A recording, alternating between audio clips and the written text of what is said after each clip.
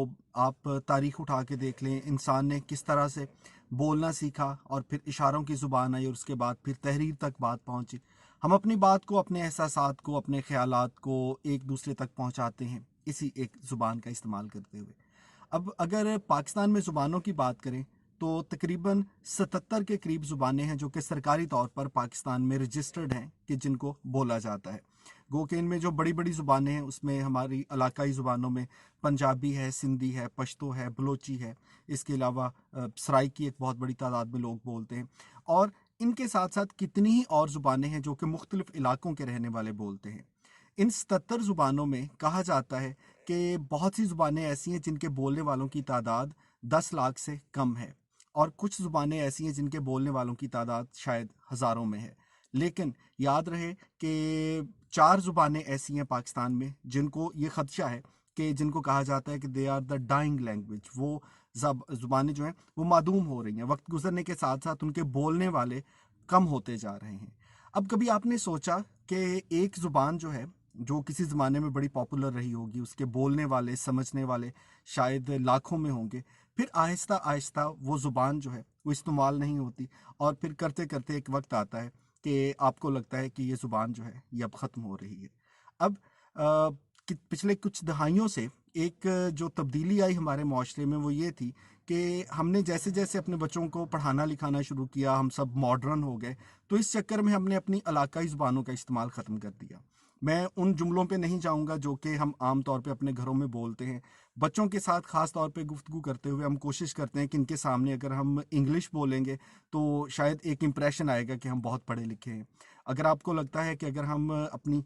जो बुनियादी इलाकाई ज़ुबान है उसका इस्तेमाल नहीं करेंगे तो शायद ये लगेगा कि हमने बच्चों की परवरिश बहुत अच्छी की या हम थोड़े मॉडर्न हो गए। हालांकि आपकी जो इलाकाई ज़ुबान है उसका ताल्लुक आपके मॉडर्न होने से, आपकी तरक्की याफ्ता होने से, आपके तहजीब याफ्ता होने से बिल्कुल भी नहीं है, क्योंकि ज़ुबान बुनियादी तौर पे अपने जज्बात के इज़हार का तरीका है।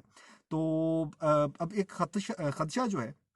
वो मुझे ये है कि आप चाहे पाकिस्तान में, पाकिस्तान से बाहर कहीं भी रहते हैं, इस गुफ्तगू को सुन रहे हैं और आपकी उम्र 40 साल से ज़ायद है, तो घर में जो छोटे बच्चे हैं उनके साथ अगर आप अपनी बुनियादी जो इलाकाई ज़ुबान है उसके वो अल्फाज जिसको हम कहते हैं कि वो खालिस अल्फाज हैं जो आप समझते हैं उनका इस्तेमाल करें, तो वो बच्चे परेशान होकर आपका चेहरा देखेंगे कि आपने कौन सा लफ्ज़ बोला, इसका क्या मतलब है। तो इसका एक मतलब ये है कि अगर ऐसा वाक़या कभी आपके साथ पेश आता है तो इसका एक मतलब ये हुआ कि हमने अपने बच्चों तक वो तहजीब और वो अल्फाज जो हैं वो ट्रांसफ़र ही नहीं किए, और हमने अपने बच्चों को ये नहीं बताया कि ये अल्फाज इस्तेमाल करना जो है इसका कोई नुकसान नहीं है, बल्कि ये अल्फाज जो हैं इनका इस्तेमाल जो है वो बुनियादी तौर पे आपकी तहजीब को, आपकी सकाफत को ज़िंदा रखेगा। लेकिन इस चक्कर में कि हम मॉडर्न हो जाएं, हमने अपनी पंजाबी को, अपनी जितनी भी इलाकाई ज़ुबानें हैं, सराइकी होगी,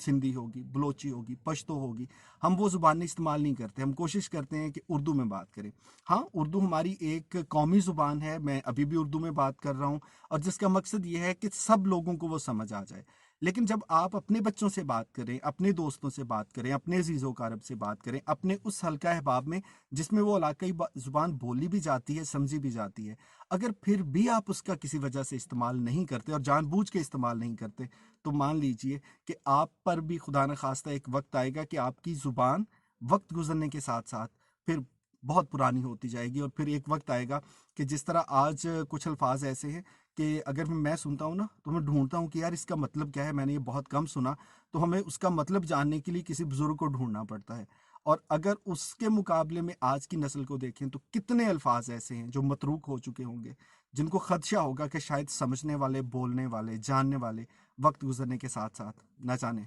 किस मिट्टी में जा सोएंगे। सो अपनी ज़ुबान को ज़िंदा रखें, जो भी आपकी ज़ुबान है ये आपका असासा है, ये आपका फ़र्ज़ है, ये आपकी सकाफ़त है। और जिस तरह आप अपनी ज़मीन जायदाद, बाकी सारी चीज़ें अगली आने वाली नस्ल को मुंतकिल करके जाते हैं, उनकी तरबियत करके जाते हैं, ये खूबसूरत सी मीठी सी इलाकाई ज़ुबानें, इनका इल्म भी अपने बच्चों तक ज़रूर मुंतकिल करके जाएं ताकि ये ज़ुबान ज़िंदा रहे।